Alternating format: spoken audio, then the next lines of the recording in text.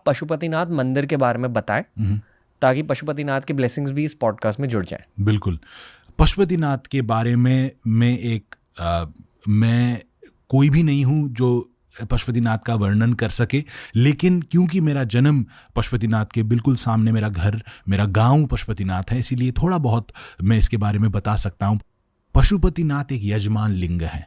पशुपतिनाथ एक ऐसे लिंग हैं जो पशु यानी कि मानव और एवरी सिंगल लिविंग बीइंग के लिए वो एक लिंग है, और ऐसे एकमात्र लिंग हैं जिसको इतना साक्षात माना जाता है कि जो भी पशुपतिनाथ के अंदर जाकर कुछ भी मांग ले वो 100% हो जाता है, क्योंकि भगवान पशुपतिनाथ वहाँ पर आज भी विराजमान है। और मैंने Ranveer from a really young age में जो है पशुपतिनाथ का दर्शन करता आया हूँ, लेकिन आज के दिन तक जब भी मैं पशुपतिनाथ के अंदर जाता हूँ, द लिंग जो मैं देखता हूँ हर समय, जो आकार आकृति जो फेस है हर दिन चेंज होता है। मैंने आज तक 2 शिवलिंग एक जैसे नहीं देखे। तो जैसे हमारा मूड, हमारा इम्प्रेशन, हमारा एक्सप्रेशन हम हर दिन बदलता है, कल आज हम वी आर सेम, लेकिन हमारे यहाँ पर क्योंकि हम लिविंग हैं थोड़ा सा परिवर्तन आता है। ऐसे ही मैं जब पशुपतिनाथ के अंदर जाता हूँ तो मुझे ये महसूस होता है कि लॉर्ड शिव का एक्सप्रेशंस वहाँ पर आप महसूस कर पाते हैं। भक्ति जो बहुत महंगी चीज़ है, जो सब में नहीं जागती, लेकिन एक बार जाग गई वो तो आप भक्ति के अलावा आपके जीवन में कुछ रहता नहीं है। वो भक्ति जो है पशुपतिनाथ के अंदर अबंडेंस में आपको मिलेगा। आपका भक्ति, आप चाहे जितने भी गहराई में आप सोए हुए हो, पशुपतिनाथ में आप जाग जाओगे। शिव जी के 5 स्वरूप होते हैं। सद्योजात जो, और ये ओम नमः शिवाय का जो मंत्र है उससे बहुत जुड़ा हुआ है पशुपतिनाथ।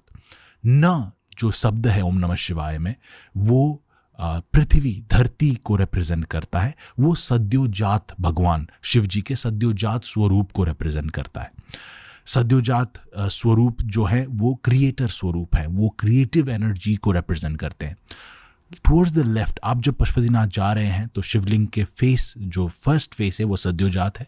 टुवर्ड्स द लेफ्ट आपको बामदेव यानी कि बहुत खूबसूरत, बहुत ही, वो पानी के प्रतीक है, वो वाटर के प्रतीक है, वो मग के प्रतीक है, वो सस्टेनर है, वो हमको न्यूट्रिशन, हमको सस्टेन करने का एनर्जी जो है बामदेव से मिलता है। और बामदेव स्वरूप टू द लेफ्ट आपको पशुपतिनाथ में दिखेंगे। टू द राइट आपको वहाँ पर अघोर यानी कि फियर्स, यानी कि फायर, शी यानी कि शी, जो नमः शिवाय में शी शब्द है वो फायर को रिप्रेजेंट करता है। Fire of what? फायर जो परिवर्तन, रूपांतरण कर दे आपको, वो फायर आपको शी में मिलेगा, अघोर में। और अघोर, ये फायर किसको जला रहा है? ये हमारे अंदर के तामसिक गुण को जलाकर हमको जागरण, रूपांतरण की ओर लेकर जाने वाला शी यानी कि अघोर स्वरूप राइट साइड में है।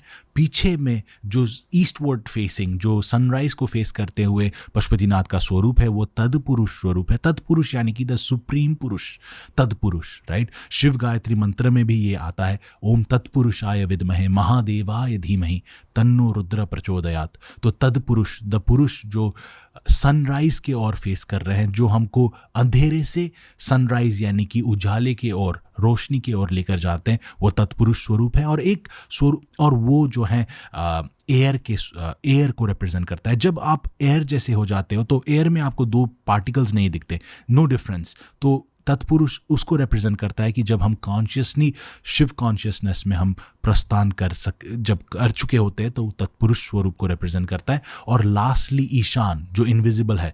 5 फेसेस बोलते हैं, लेकिन द ईशान फेस, जिसको कोई द रियल पशुपतिनाथ भी बोलते हैं, वो इनविजिबल है, वो दिखता नहीं है, लेकिन उनको माना जाता है कि वो ऊपर है, शिवलिंग के ऊपर है।